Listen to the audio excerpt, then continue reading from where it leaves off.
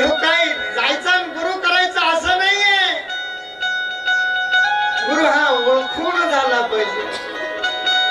नाही म्हणले चिमाना घेतला मंत्र, गोम्याना घेतला, मला बी घ्यायचा म्हणले. माता मावल्या गेल्या म्हणले, ती चालली म्हणून मी चालले, लय भारी म्हणले. घ्यायचा मंत्र असं नाही चालत, माळ अशी नाही चालत. माळीत 108 मणी का असावे? ईश्वराची कृपा करण्यासाठी हे सगळं साधन. त्या निमित्त कारणानं भगवान परमात्म्याचं चिंतन तरी होईल. आज बाबा गोरखनाथांनी भर्तरीनाथाची दत्ताची भेट करून दिली. आणि इकडे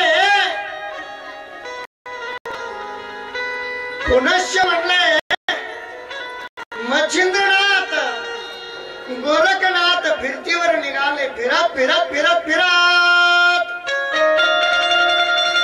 आधी गोदावरीच्या तटापासून गेले. भामानगर म्हणून आळवंगी नाथाचं ती कथा काल आपण ऐकलेली.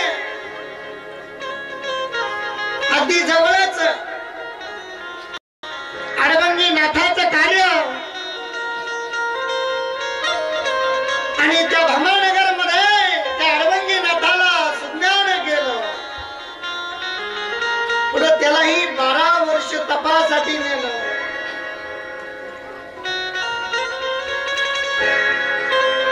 मच्छिंद्रनाथ गोरखनाथ पुनश्च बद्रिकाश्रमामधून प्रयागराजला आले. आणि त्या प्रयागराज मध्ये म्हणले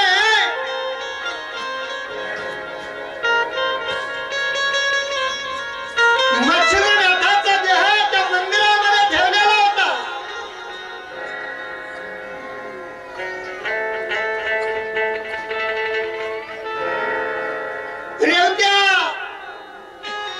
राणीला म्हणले त्रिविक्रम राजाच्या शरीरामध्ये मच्छिंद्रनाथाने आपला देह तो आत्मा त्या ठिकाणी घालून दिला. देह मंदिरात ठेवला. सोबत असलेले गोरखनाथ आळवंगीनाथ मिनीनाथ फिरत फिरत फिरत फिरत निघाले. आणि निघत असताना मायबापांनो सुंदर अशी कथा वर्णन करत असताना हृदयाला भिनून जाईल अशी कथा अशी सांगतात. आज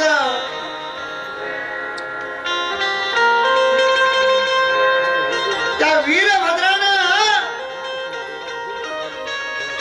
ज्या वेळेस रेवती राणीला माहिती मिळाली की हे शरीर मच्छिंद्रनाथाचं आहे म्हणून,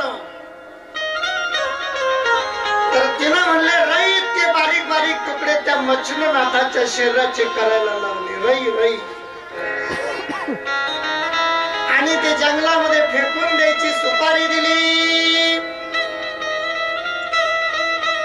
आज दाशी फुटली राणी जवळ. म्हणले राणी साहेब तुम्हाला आईवाचं मरण असं येणार नाही.